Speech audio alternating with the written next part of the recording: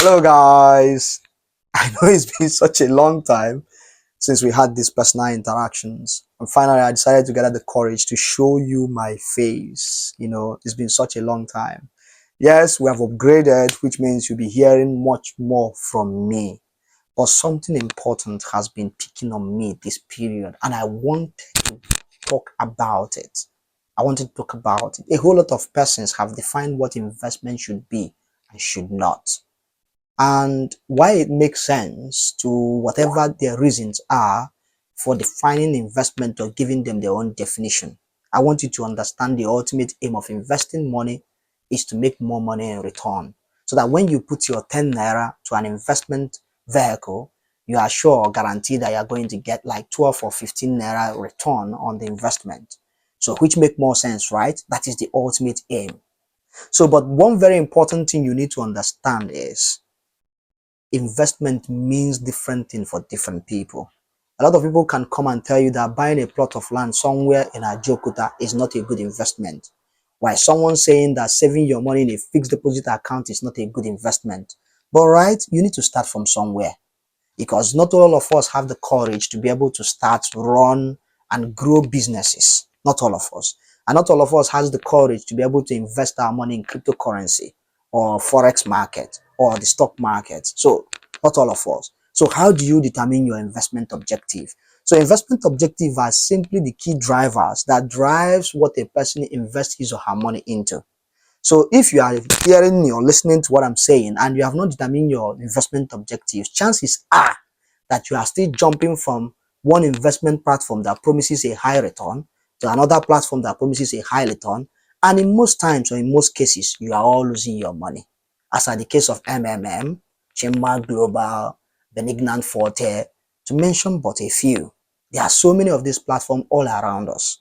I think one of the most jealous thing to do right now is to try as much as you can to protect your money.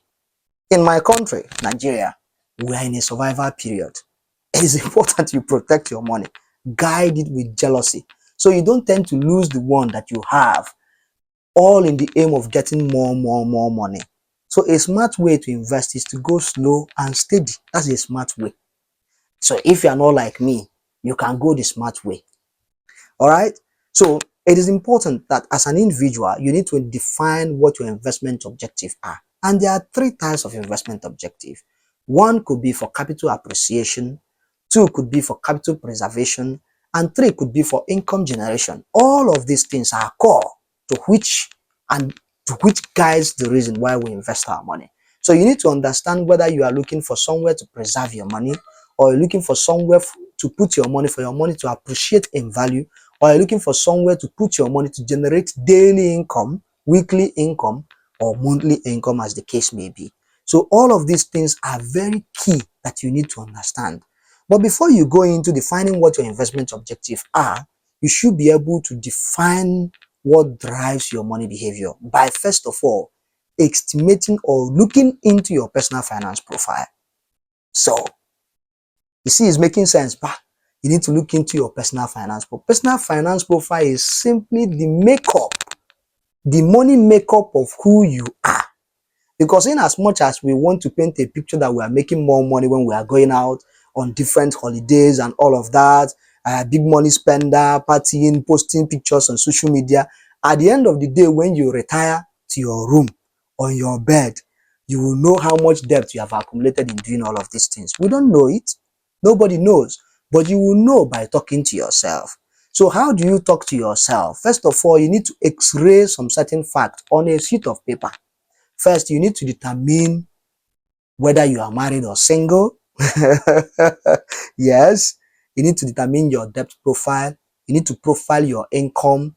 You need to profile your age as well. You need to profile your extended family profile. If you have more extended families that all depends on you for one thing or the other. All right. So you need to also profile your future plans. These are things to consider when you want to estimate your personal finance profile. That way you'll be able to tell yourself the truth that this is who I am, despite what every other person is seeing on a daily basis. They are seeing big baller, big money spender, but inside you, you know that you're not worth 10,000 naira. So is it not important that you tell yourself the truth? and shame what? The devil.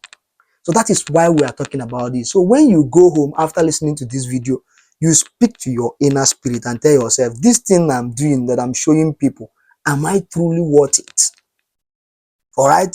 So you put a pen on with paper, and then you be like, okay, I am 25 years of age. All right. My income is 100,000 naira monthly. Okay.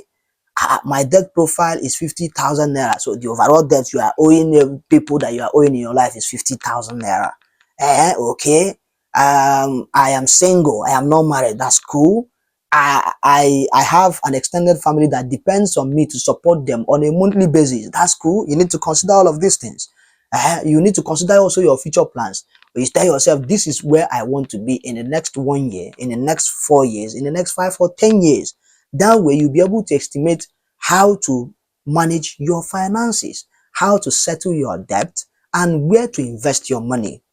Of course, you wouldn't expect me to advise someone who is married and probably have kids to invest more money in cryptocurrency or to invest more money in platforms that will loop his capital.